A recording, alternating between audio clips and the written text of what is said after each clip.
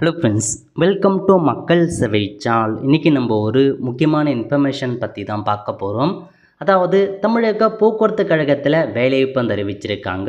So இந்த வேலைக்கு இதெல்லாம் தெரியாமல் நீங்கள் அப்ளை பண்ணாதீங்க. அதை பற்றின மொத்த இன்ஃபர்மேஷன் தான் இந்த வீடியோ வந்து பார்க்க போகிறோம்.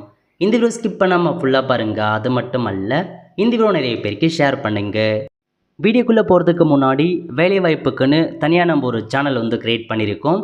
இந்த சேனலில் மாவட்ட வாரியாக வர எல்லா கவர்மெண்ட் ஜாப்ஸுமே ரெகுலராக அப்டேட் வந்து பண்ணிகிட்ருக்கோம். இதுக்கான லிங்க்கை நான் டிஸ்கிரிப்ஷன் வந்து கொடுத்துட்றேன். விருப்பம் இருக்கவங்க இந்த சேனலை நீங்கள் சப்ஸ்கிரைப் பண்ணி வச்சுக்கோங்க. அதாவது தமிழக அரசு போக்குவரத்து கழகத்தில் சூப்பரான வேலைவாய்ப்பு வந்து அறிவிச்சிருக்காங்க. நல்ல ஒரு ஜாப் ஆப்பர்ச்சுனிட்டி. இந்த வேலைக்கு யார் யாரெல்லாம் அப்ளை பண்ணலாம், எப்படி ஆன்லைன் மூலமாக அப்ளை பண்ணுறது, அதை பற்றின மொத்த இன்ஃபர்மேஷன் நம்ம சேனலில் வீடியோ வந்து போட்டிருக்கோம். லிங்கை டிஸ்கிரிப்ஷன் வந்து கொடுத்துறேன். அந்த வீடியோ பார்த்து நீங்கள் அப்ளை பண்ணுங்கள். இப்போ நீங்கள் அப்ளை பண்ணுறதுக்கு முன்னாடி இதில் இருக்க எல்லா இன்ஃபர்மேஷனுமே தெளிவாக பார்த்துட்டு அப்ளை பண்ணுங்கள். அது என்ன, அதை பற்றி இப்போ நம்ம வந்து பார்க்கலாம். ஓகே, ஸோ முதல்ல வந்து பார்த்தா 25 ஜோனில் உங்களுக்கான வேலைவாய்ப்பு வந்து அறிவிச்சிருக்காங்க. 25 டிஸ்ட்ரிக்டில் வேலைவாய்ப்பு கொடுத்துருக்காங்க. 8 போக்குவரத்து கழகம் என்னென்னா மாநகர போக்குவரத்து கழகம் எம்டிசி, அதேமாதிரி எஸ்சிடிசி இருக்குது பாருங்கள், அரசு விரைவு போக்குவரத்து கழகம், அதுக்கப்புறம் டிஎன்எஸ்டிசி தமிழக அரசு போக்குவரத்து கழகம். இதில் விழுப்புரம் ஜோன், கும்பகோணம், சேலம், கோவை, மதுரை, திருநெல்வேலி போன்ற இந்த ஜோன்லாம் உங்களுக்கான வேலைவாய்ப்பு கொடுத்துருக்காங்க. பதவியின் பெயர் என்ன அப்படின்னு பார்த்தீங்கன்னா ஓட்டுநருடன் நடத்துனர், அதாவது டிரைவர் கம் கண்டக்டர். நிறைய பேர் இந்த இடத்துல வந்து பார்த்தீங்கன்னா தெரியாமல் அப்ளை பண்ணுறீங்க. அதாவது இந்த ஜாப் டிரைவருக்கு மட்டுமல்லாது கண்டக்டருக்கு மட்டுமல்லாது உங்களுக்கு ரெண்டுமே தெரிஞ்சிருக்கணும். உங்களுக்கு டிரைவிங்கும் ஓட்ட தெரிஞ்சிருக்கணும், அதேமாரி கண்டக்டரும் தெரிஞ்சிருக்கணும் அப்படின்றத மென்ஷன் பண்ணியிருக்காங்க. டிரைவிங்கான சர்டிஃபிகேட், அதேமாரி கண்டக்டருக்கான அந்த கண்டக்டருக்கான சர்டிஃபிகேட் ரெண்டுமே இருந்தால் மட்டும்தான் உங்களால் அப்ளை பண்ண முடியும். டிரைவர் மட்டும் இருக்கு ப்ரோ அப்ளை பண்ணனா கண்டிப்பாக அப்ளை பண்ண முடியாது. கண்டக்டர் லைசன்ஸ் மட்டும் இருக்கு ப்ரோ அப்ளை பண்ணனா அதுவும் அப்ளை பண்ண முடியாது. ரெண்டுமே இருக்கணும். டிரைவிங் லைசன்ஸும் இருக்கணும், கண்டக்டர் லைசன்ஸும் இருந்தால் மட்டும்தான் அப்ளை பண்ண முடியும். ஸோ இதனால் வந்து பார்த்தா நிறைய பேருக்கு இஷ்யூஸ் இருக்குதுங்க. ஏன்னா ஒரு சில பேர் டிரைவிங் மட்டும்தான் முடிச்சிருப்பாங்க, ஒரு சில பேர் வந்து கண்டக்டர் ஜாப்புக்குன்னே தனியாக லைசன்ஸ் எடுத்து வச்சுருப்பாங்க. அவங்களுக்கு ரொம்ப பிரச்சனை இருக்கும். ஸோ கிட்டத்தட்ட வந்து பார்த்தா 3224 வேக்கன்சி கொடுத்துருக்காங்க. கிட்டத்தட்ட வந்து பார்த்தா இது தனித்தனியாக கொடுத்துருந்தாங்க. வெறும் டிரைவருக்கு மட்டும் கொடுத்துருந்தாங்கன்னா அப்ளிகேஷன் எங்கேயோ வந்து போயிருக்கும். ஸோ 10 லட்சம் அந்த மாதிரி போயிருக்கும். அந்த மாதிரி கொடுத்துருந்தா நிறைய பேர் ஹெல்ப்ஃபுல்லாக இருந்திருக்கும். இப்போ ரெண்டுமே கொடுத்ததால நிறைய பேர் அப்ளை பண்ண முடியாத சூழல் ஏற்படுது. ஸோ கவர்மெண்ட் தான் இதை வந்து பார்த்து ஸோ அதை வந்து அதுக்கேற்ற மாதிரி மாத்திரம். பட் இப்போதைக்கு கொடுத்துட்டாங்க. டிரைவர் கம் கண்டக்டர் ரெண்டுமே இருக்குது அப்படின்னா மட்டும் அப்ளை பண்ணுங்கள், இல்லாதவங்க நீங்கள் விட்டுருங்க. ஓகே, ஸோ மொத்தமாக 3274 வேக்கன்சி கொடுத்துருக்காங்க. அதில் மாநகர போக்குவரத்தில் 364, விரைவு போக்குவரத்து கழகத்தில் 318, அதேமாரி ஒவ்வொரு ஜோன் வைஸாக விழுப்புரம் லிமிட்டில் 322, கும்பகோணமில் 756, சேலம் லிமிட்டில் 486, கோவையில் 384, மதுரையில் 322, திருநெல்வேலியில் 322 இந்த மாதிரி ஜோனில் கொடுத்துருக்காங்க. இப்போ விழுப்புரம்னா அதில் ஒரு சில 5 ஜோன் கொடுத்துருக்காங்க, கும்பகோணம் ஒரு 6 ஜோன் கொடுத்துருக்காங்க. இந்த மாதிரி ஒரு 25 மாவட்டங்களில் வேலைவாய்ப்பு இருக்குது. ஒரு நல்ல ஆப்பர்ச்சுனிட்டி அப்ளை பண்ண பாருங்கள். ஏஜ் லிமிட்டை பொறுத்த வரைக்கும் மினிமம் 24 வயசு வந்து கம்ப்ளீட்டாக இருக்கணும். மினிமம் 24 வயசுக்கு மேலே இருக்காங்க பாருங்கள், அவங்க அப்ளை பண்ண முடியும். அதிகபட்சமாக ஓசி கேட்டகரி 40 வயசுக்குள்ளே இருக்கவங்க அப்ளை பண்ணலாம். பிசி, எம்பிசி, டிஎன்சி, எஸ்சி, எஸ்டியாக இருக்கீங்கன்னா 45 வயசுக்கு வரைக்கும் அப்ளை பண்ணலாம் அப்படின்றத சொல்லியிருக்காங்க. ஓகே, நெக்ஸ்ட்டு கல்வி தகுதி கேட்டிருக்காங்க. நீங்கள் 10th வந்து பாஸ் பண்ணால் போதுமானது. நீங்கள் 10th ஃபெயில் ஆனால் கிடையாது, 10th பாஸ் பண்ணியிருக்கணும். அதுக்கு மேலே எவ்வளோ குவாலிஃபிகேஷனாலும் பரவாயில்ல, மினிமம் 10th பாஸ் கேட்டிருக்காங்க. அதேமாரி தமிழில் எழுத படிக்க தெரிஞ்சிருக்கணும் அப்படின்றது மென்ஷன் பண்ணியிருக்காங்க, அதுவும் அவசியமானது. ஸோ நெக்ஸ்ட்டு முக்கிய தகுதி என்ன அப்படின்னா செல்லத்தக்க கனரக வாகன ஓட்டுநர் உரிமம். ஸோ டிரைவிங்கான லைசன்ஸ் கேட்டிருக்காங்க. அதேமாரி குறைந்தபட்சம் 18 மாதம் எக்ஸ்பீரியன்ஸ் கேட்டிருக்காங்க. நெக்ஸ்ட்டு முதலுதவிக்கான சர்டிஃபிகேட் கேட்டிருக்காங்க. இது அதுக்கப்புறம் நடத்துனருக்கான சர்டிஃபிகேட் கேட்டிருக்காங்க. இதெல்லாமே 1/1/2025க்கு முன்னாடி நீங்கள் வாங்கியிருக்கணும் அப்படின்றத வந்து சொல்லியிருக்காங்க. ஸோ பேசிக் இன்ஃபர்மேஷன்ஸ் தான் நீங்கள் செக் பண்ணி பார்த்துக்கோங்க. அதுக்கடுத்து இன்னும் கைட்லைன்ஸ் வேணும் அப்படின்னா இன்ஸ்ட்ரக்ஷன், இந்த பேஜ் தாங்க ஒரு முக்கியமான பேஜ். இதில் போனவே மொத்தமாக 6 பக்கம் கொடுத்துருக்காங்க. இந்த ஜாப் பற்றி ஃபுல்லாக நீங்கள் தெரிஞ்சுக்கலாம். ஓகே, கல்வி தகுதி வந்து பார்த்தா 10ஆம் வகுப்பு பத்தாச்சு. அதுக்கப்புறம் தொழில்நுட்ப தகுதி என்ன அப்படின்னா ஓட்டுநருக்கான அது கனரக வாகனத்துக்கான டிரைவிங் லைசன்ஸ் வேணும், 18 மாதம் எக்ஸ்பீரியன்ஸ் வேணும். அதேமாரி வந்து பார்த்தீங்கன்னா அந்த செல்லத்தக்க பொதுப்பணிவிலை பேட்சுக்கான லைசன்ஸ் கேட்டிருக்காங்க. கண்டக்டருக்கான லைசன்ஸ் கேட்டிருக்காங்க, ஃபஸ்ட் எய்டுக்கான சர்டிஃபிகேட். இந்த 4 டாக்குமெண்ட் ரொம்ப அவசியமானது. இதில் ஒன்று இல்லைனாலும் கண்டிப்பாக உங்களால் அப்ளை பண்ண முடியாது. ஓகே, ஸோ உங்களால் ஃபஸ்ட் எய்ட் சர்டிஃபிகேட்டை பொறுத்த வரைக்கும் ஆர்டிஓ ஆஃபீஸில் சரி, நிறையா அந்த இந்த ஆஃபீஸ்லாம் கண்டிப்பாக கொடுக்குறாங்க. மெடிக்கல் ஹாஸ்பிட்டலில் நீங்கள் அங்கே போயிட்டு அதுக்கான இதுமாரி அட்டன் பண்ணணும், ட்ரைனிங் மாரி ப்ரொவைட் பண்ணுறாங்க. அந்த ட்ரைனிங் முடிச்சதுக்கப்புறம் அந்த ஃபஸ்ட் எய்டுக்கான சர்டிஃபிகேட் கொடுக்குறாங்க, அதை நீங்கள் வாங்கிக்கலாம். இந்த 4 டாக்குமெண்ட்ஸ் இருந்தால் மட்டும்தான் அப்ளை பண்ணுற மாதிரி இருக்கும். ஒருவேளை நீங்கள் வந்து பார்த்தீங்கன்னா அந்த ஐஆர்டின்னு சொல்கிறாங்க பாருங்கள், அந்த இன்ஸ்டியூட்டில் நீங்கள் போயிட்டு ட்ரைனிங் எடுத்திருக்கீங்க அப்படின்னா உங்களுக்கு அந்த ஏஜ் லிமிட் வந்து இல்லை. ஸோ 18 வயசு பூர்த்தி, அந்த 24 வயசு மினிமம்ன்றத உங்களுக்கு இல்லை அப்படின்னு சொல்லியிருக்காங்க. அந்த ஐஆர்டி நிறுவனத்தில் பயிற்சி எடுத்துன்னு மட்டும் ஒரு சில சலுகையை வந்து கொடுக்குறாங்க. ஓகே, நெக்ஸ்ட்டு உடல் தகுதி. உடல் தகுதியை பொறுத்த வரைக்கும் குறைந்தபட்சம் 160 சென்டிமீட்டர் உயரம் இருந்தால் தான் அப்ளை பண்ண முடியும். அதேமாரி வெயிட்டை பொறுத்த வரைக்கும் மினிமம் 50 கிலோ எடை இருக்கணும். அதுக்கு மேலே இருந்தால் பிரச்சனை இல்லை, பட் மினிமம் 50 கிலோ இருக்கணும். நெக்ஸ்ட்டு வந்து உங்களுக்கான அந்த கண் பார்வை திறன் கரெக்டாக இருக்கணும் அப்படின்னு சொல்லியிருக்காங்க. நிறக்குறடோ குருட்டுத்தன்மையோ இருக்கக்கூடாது அப்படின்னு சொல்லியிருக்காங்க. நெக்ஸ்ட்டு எவ்வித உடல் அங்க குறைபாடு இன்றி இருக்கணும். ஸோ ஃபிசிக்கல் டெஃபார்மிட்டி எதுவுமே இருக்கக்கூடாது, நல்லா ஃபிசிக்கல் இருக்கணுன்றதை சொல்லியிருக்காங்க. அப்புறம் நன்கு காது கேட்கும் திறன் இருக்க வேண்டும். இதெல்லாமே கண்டிப்பாக இது எல்லாத்துக்குமே நீங்கள் மெடிக்கல் சர்டிஃபிகேட் வாங்குற மாதிரி இருக்கும். அதாவது ஒரிஜினல் நீங்கள் சப்மிட் பண்ணுவீங்க பாருங்க, டாக்குமெண்ட் வெரிஃபிகேஷன் அப்போ மெடிக்கல் ஆஃபீஸில் போயிட்டு அதுக்கான சர்டிஃபிகேட் வாங்கணும். உங்களுடைய உயரம் என்ன, வெயிட் என்ன, எந்த விஷனில் இருக்குது, அதுக்கான எல்லா டாக்குமெண்ட்ஸுமே மெடிக்கல் ஆஃபீஸில் வாங்கணும் அப்படின்றத சொல்லிட்டாங்க. நெக்ஸ்ட் இந்த வேலைக்கு அப்ளை பண்ணதுக்கான ஃபீஸ் பொறுத்த வரைக்கும் நார்மலாக பிசி எம்பிசி டிஎன்சிக்கு 1180 ரூபா நீங்கள் பேமெண்ட் பண்ணுற மாதிரி இருக்கும். எஸ்சிஎஸ்டிக்கு 590 ரூபாய் நீங்கள் பேமெண்ட் வந்து பண்ணுற மாதிரி இருக்கும். ஆன்லைன்லேயே பேமெண்ட் பண்ணிக்கலாம்.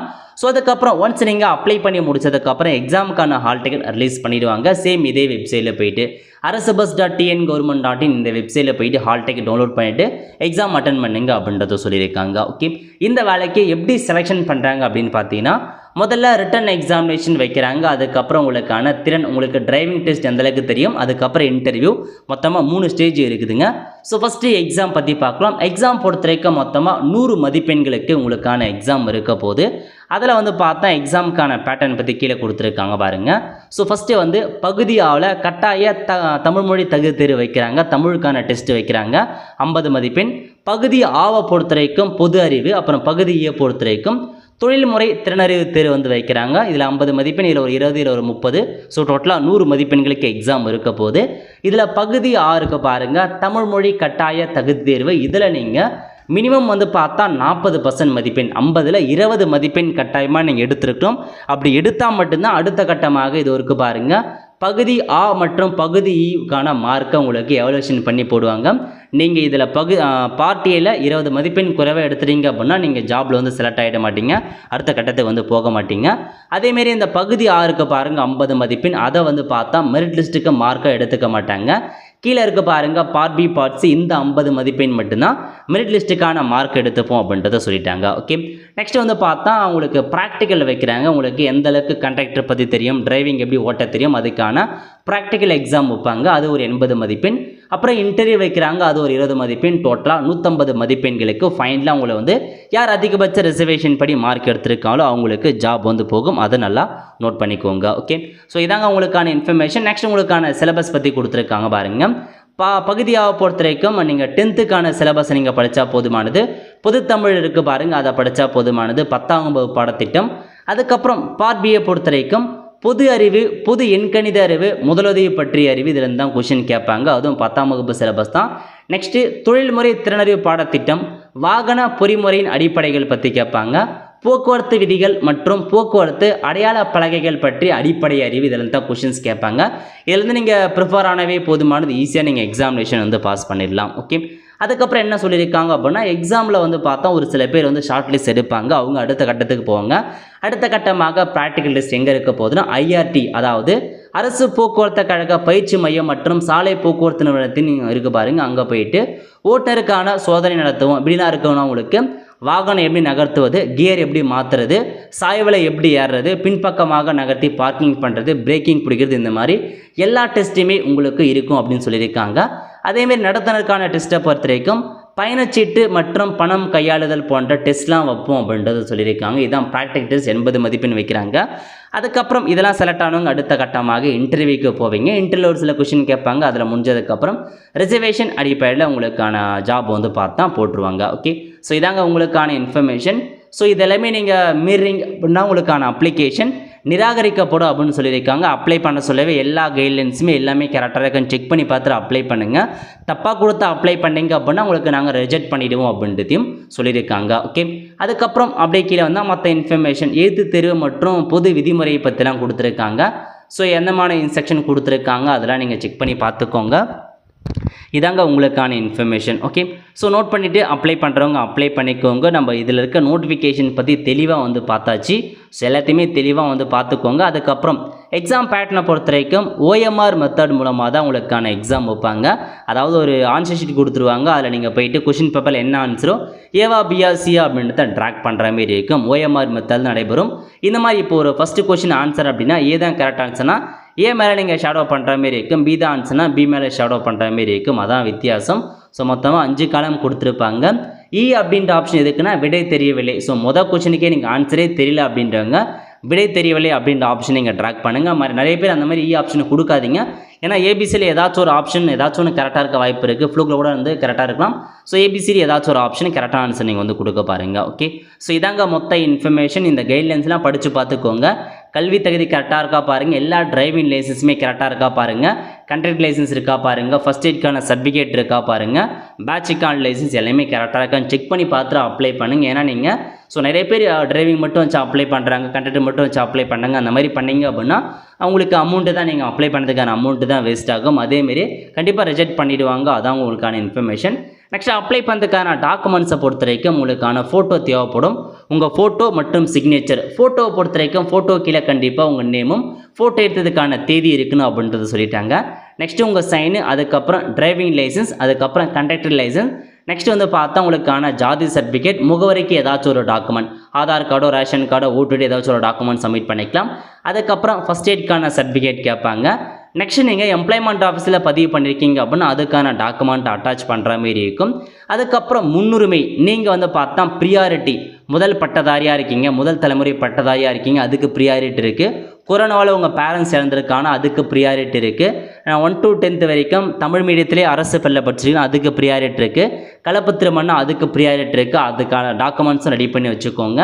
ஸோ இதான் பேசிக் டாக்குமெண்ட். இந்த டாக்குமெண்ட்ஸ் இருந்தாவே போதுமானது. நீங்கள் தாராளமாக இந்த வேலைக்கு அப்ளை பண்ணலாம்.